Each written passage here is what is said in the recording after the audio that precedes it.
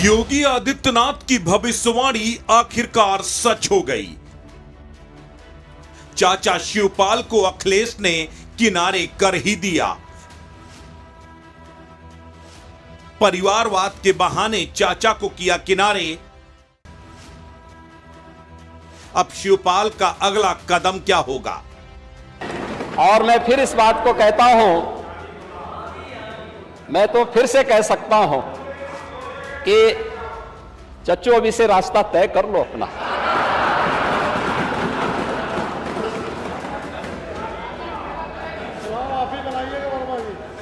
देखो,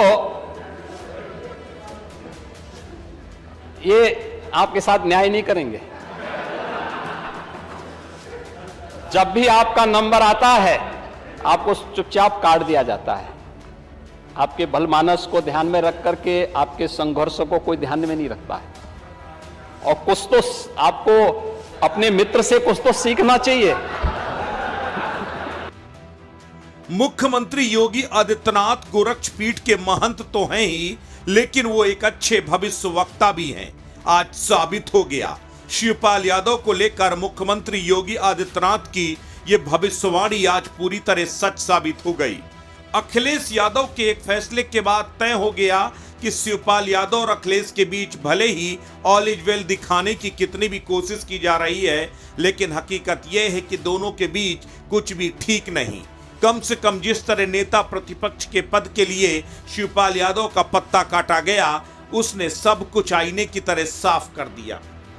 लंबे समय से इस बात के कयास लगाए जा रहे थे कि अखिलेश यादव अब लोकसभा का चुनाव जीतने के बाद केंद्र की सियासत करेंगे और उत्तर प्रदेश की बागडोर चाचा शिवपाल यादव के हाथ में होगी।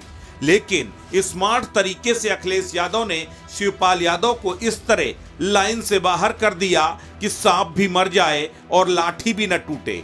अब आपको बताते हैं कि दरअसल शिवपाल यादव को पार्टी में कैसे साइडलाइन किया गया।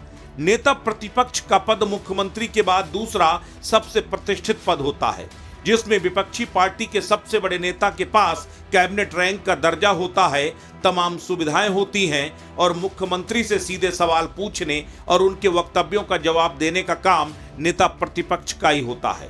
ऐसे में अगर शिवपाल यादव के पास नेता प्रतिपक्ष का पद होता तो शिवपाल यादव उत्तर प्रदेश में समाजवादी पार्टी के सबसे बड़े नेता बन जाते। और अखिलेश यादव को यह कतई मंजूर नहीं है कि संगठन या फिर पार्टी के अंदर शिवपाल यादव का कद बड़ा हो। यही वजह है कि पहले विधान परिषद में यादव नेता प्रतिपक्ष बनाकर विधानसभा में नेता प्रतिपक्ष यादव बिरादरी से होगा, ये पत्ता पहले ही काट दिया था।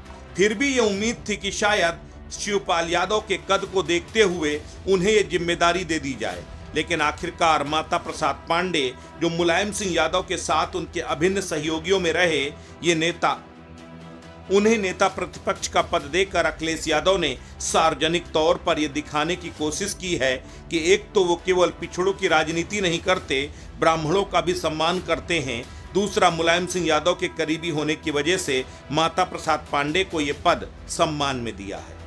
लेकिन दरअसल ये तो महज दिखावा है, फेस सेविंग का एक जरिया है।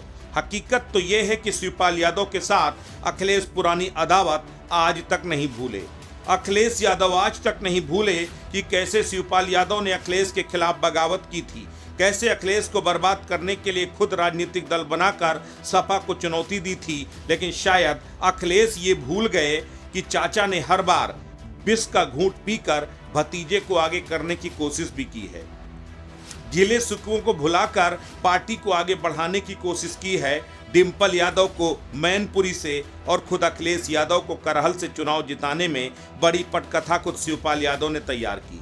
लेकिन योगी आदित्यनाथ ने पहले ही कह दिया था, चाचा भतीजे पर यकीन मत करना, वो आपके साथ कभी वफा नहीं करेगा। और आखिरकार अब शिवपाल यादव की समाजवादी पार्टी में हैसियत सिर्फ एक विधायक की रह गई है। न संगठन में उनके पास कोई पद है और न ही पार्टी में विधानसभा के अंदर। अस्तित्व न्यूज के लिए ब्यूरो रिपोर्ट।